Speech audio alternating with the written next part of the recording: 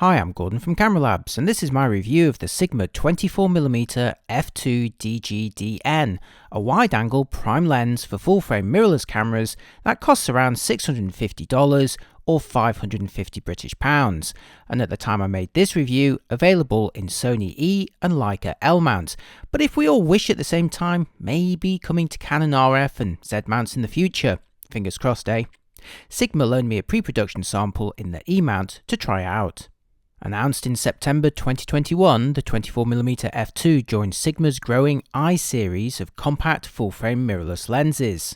Here's the existing 35mm f2 DGDN in the middle, with the new 24mm f2 on the left, and the equally new 90mm f2.8 on the right that was launched alongside the 24 f2, and I've reviewed that one too.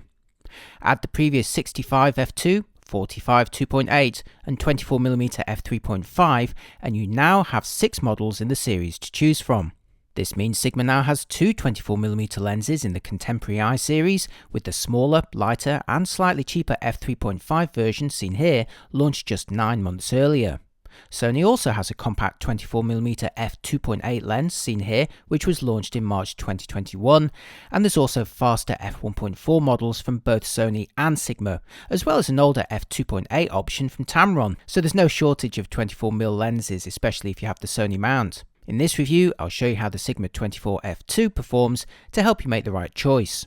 At 70 by 72mm and weighing 365 grams, the Sigma 24 f2 is unsurprisingly larger and heavier than either the 24 3.5 or the Sony 24 2.8, but considering the faster aperture, it's still fairly compact and the aluminium body feels reassuringly well built. Like other models in the series, there's weather sealing at the mount with a rubber grommet, but not throughout the barrel. In terms of controls, there's a chunky switch for auto and manual focus, a clicky aperture ring from f2 to f22 in 1/3 increments with an A position for body control, and a narrow but smooth and nicely damped manual focusing ring. Unlike Sony's recent lenses, there's no custom button nor a declickable aperture ring. Like other models in the contemporary I series, Sigma supplies not one but 2 lens caps. So as well as the usual spring-loaded cap, there's an additional metal disc which attaches magnetically with a satisfying snap, and the magnet feels strong enough to keep it in place too. With the hood mounted though, this second cap is a little awkward to fit or remove, so it's arguably a bit of a novelty, but I do like that Sigma's trying to do something a bit different here. At this price point, you might expect a basic plastic hood, but Sigma supplies its contemporary I series with aluminium hoods that continue the ribbed style of the lenses for a classy vintage look and feel. Now, of course, it's personal, but I really like the way these lenses look. Okay, let's check out the focusing speed, and for all my tests in this review, I used a Sony A7 III as it was the best body I had access to at the time. You're looking at single AFS mode, where as usual there can be a minor contrast-based wobble to confirm, but it's still pretty swift.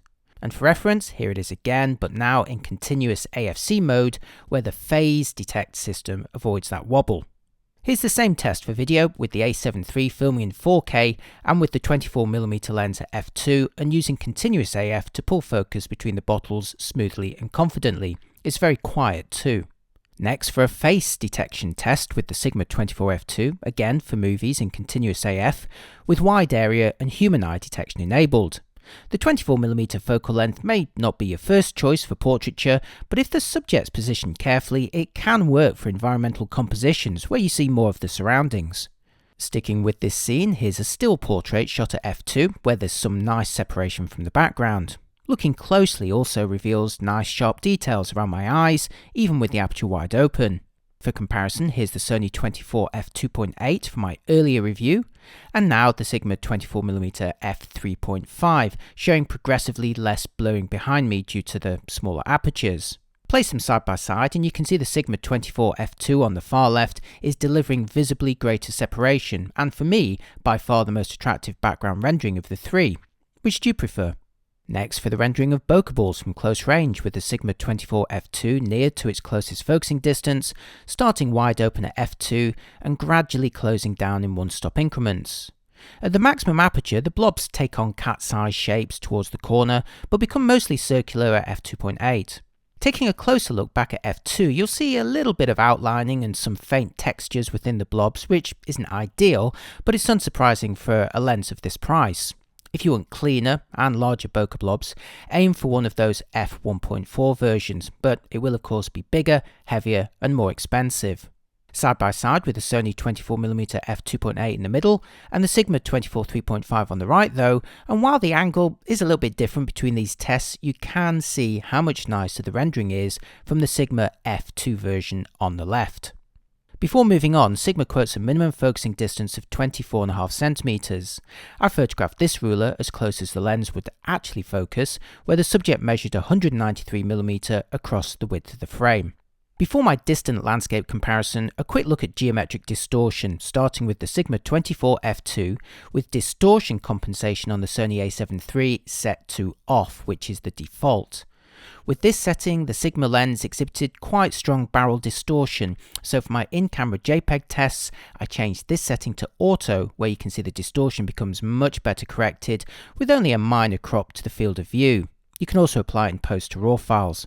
So here's my distant landscape view with the 24mm f2 angled as always so that fine details reach into the far corners. First with distortion compensation set to off, and now with it set to auto, where you can see the correction in action. Now this was at f11, so now let's switch to the f2 version where you can see straight away the usual darkening in the corners due to vignetting, something that's easily corrected. Taking a closer look in the middle of the frame reveals very fine details right out of the gate at f2. In my tests, closing the aperture further improved the contrast a little bit, but didn't really make any visible difference to the sharpness in the middle. Heading out into the far corner and you'll see the darkening due to vignetting again, but the details still look respectably sharp even with the aperture wide open, and this was with the lens focused in the middle of the frame.